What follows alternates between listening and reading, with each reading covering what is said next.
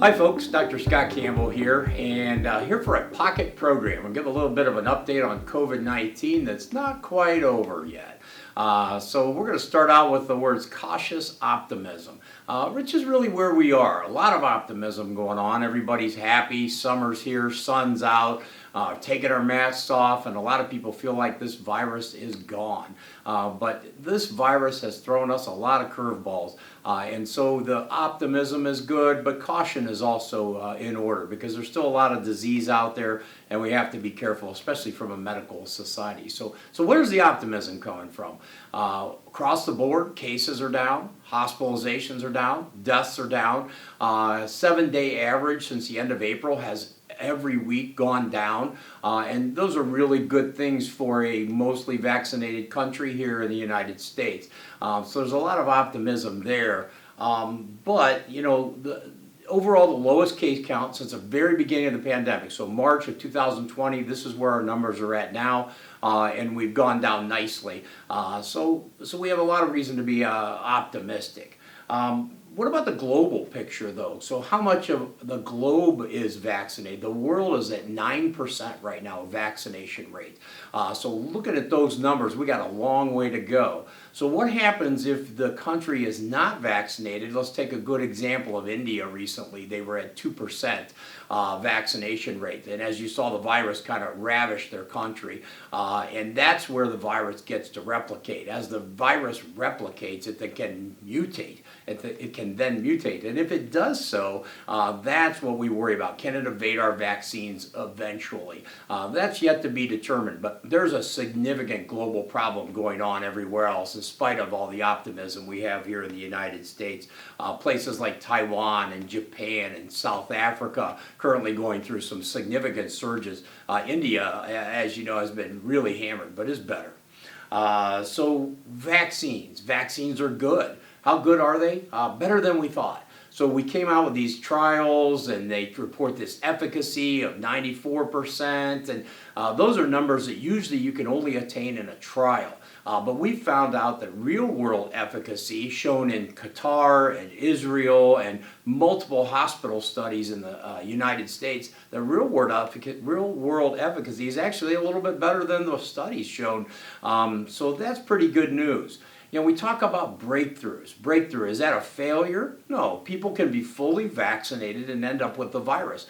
It's going to be hard to count those because most of them are going to be asymptomatic. And what they're showing from this real-world effectiveness is that you're probably not going to be able to spread this to anybody else, even if you do become infected. And it's likely you won't even know you became infected. So what the CDC is counting is those people that become very ill or hospitalized. And just to take a kind of an example, they had 10,000 breakthrough cases, and of those, 10% were hospitalized. But if you take that hospitalization rate, 30% of those that were hospitalized were asymptomatic and actually in the hospital for something else. So you came in for a broken leg and you happened to find out you were positive for COVID. So that means of that 10%, 70% of those basically were in there for COVID. And then if you look at deaths, 2% died. 2% of all the breakthrough died. The median age of that, 82 years of age. And of those, 18% were asymptomatic and in the hospital for something else. So those statistics basically mean the vaccine really works. It works very well. And if you've been fully vaccinated, the odds of going on to have a significant illness that puts you in the hospital or causes your death are extremely rare. That being said, they're not zero. So we still have to be a little bit cautious going forward and protect ourselves. There's a thing called immunosenescence. And what that means is as we get older, we might not have the exact same protection as a younger person would have from a vaccine.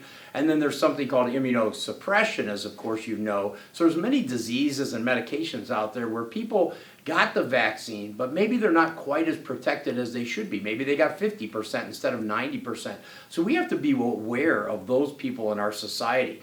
So let's talk about masking. We're getting rid of the masks. Why do we even need them at all? And those people I'm talking about are a good example. And let's not forget the 80 million kids that didn't get vaccinated yet. They're still out there and they can have bad illnesses from this as well. How many kids die in a flu season?